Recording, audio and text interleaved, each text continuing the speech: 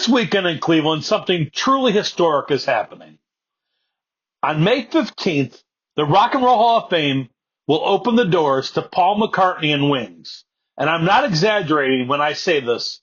It is one of the most significant exhibits this museum has ever put together. We're talking about the largest collection of items ever pulled from Paul McCartney's personal archives. Stuff that has never, ever been seen before to the public. And that's all happening right here on the shores of Lake Erie. So buckle up. We're going to go deep into this one. This is being billed as the first major museum exhibit ever dedicated to Paul McCartney and Wings, which is kind of wild if you think about it. They're a huge group from the 1970s. The exhibit covers a very specific and fascinating chapter of Paul's post-Beatles journey, from his solo debut album in 1970 through the formation of Wings in 71, all the way to the band's dissolution in 1981. Think about that decade. The Beatles had just broken up. The entire world was watching McCartney and saying, can he do it without John, George, and Ringo? And what did he do? He started completely from scratch. No superstar band, no safety net. He formed Wings with his wife, Linda, Moody blues guitarist Denny Lane, and drummer Denny Sewell. And he hit the road in a van playing college campuses unannounced.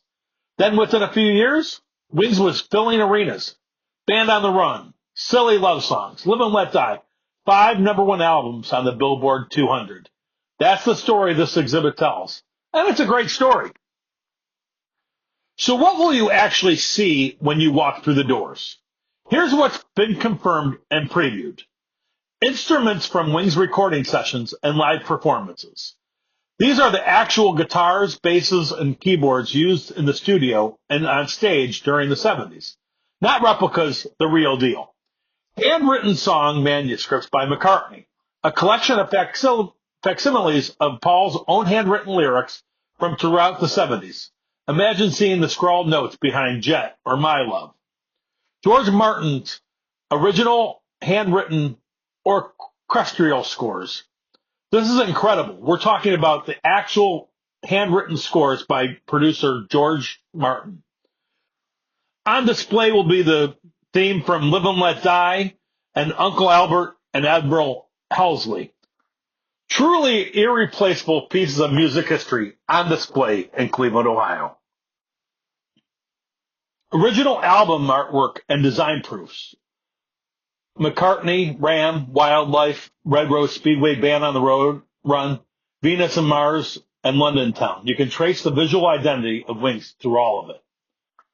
They have also rebuilt several original panels from the tour bus Wings used during their 1972 Wings Over Europe tour. That's an immersive exhibit design right there. Never seen before photography and clothing worn by the band. And all of this is presented inside what they're calling an immersive experience with archival video, audio, and images woven throughout. Variety did an exclusive preview before opening day. I'll drop that link in the description. So why do Wings matter? Here's something I want to take a second to talk about, because I think Wings is genuinely underappreciated in the larger rock conversation. McCartney has been inducted into the Rock and Roll Hall of Fame twice. Once as a Beatle in '88 and again as a solo artist in '99. Wings itself has never been inducted, yet Wings was an arena-filling band. They had massive hits. They toured the world. This exhibit, as one Cleveland radio personality put it, correcting that by placing Wings front and center as a defining force in 70s rock. Paul himself said it best in a statement tied to his 2025 memoir about the band. Starting from scratch after the Beatles felt crazy at times. There were some very difficult moments, and I often questioned my decision. But as we got better, I thought, okay, this is really good. We proved Wings could be really a good band. That quote hits because we forget. In 70 and 71, critics were brutal to him. The early Wings albums got savage, and he just kept going.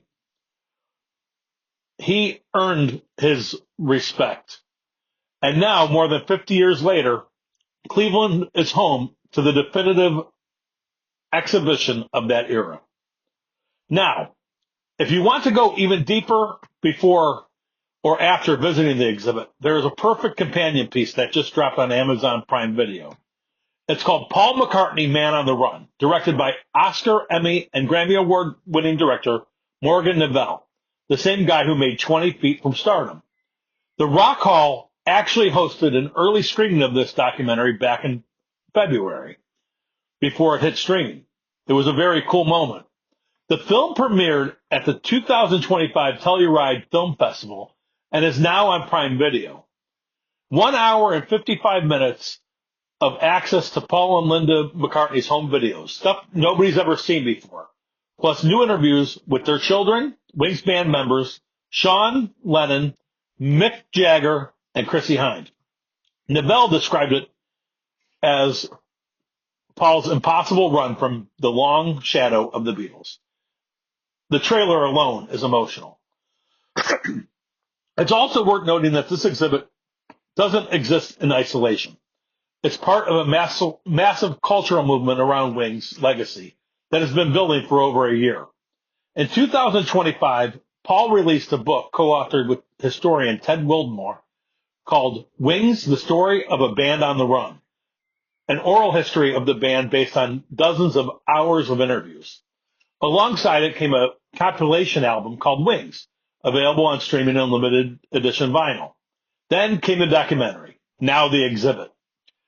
McCartney is intentionally making sure the world reassesses what Wings was and what it meant. And Cleveland's Rock Hall is right at the center of all that.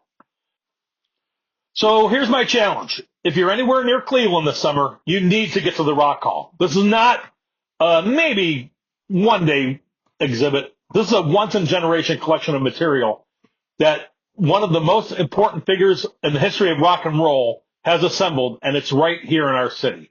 It's kind of reminiscent of when the Lennon exhibit was here about 25 years ago.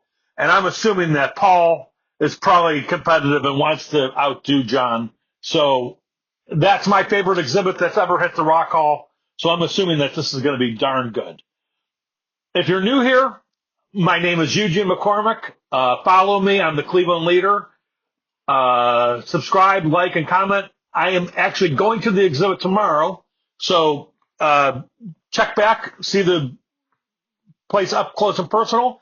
And I hope you enjoyed the video, and talk to you later.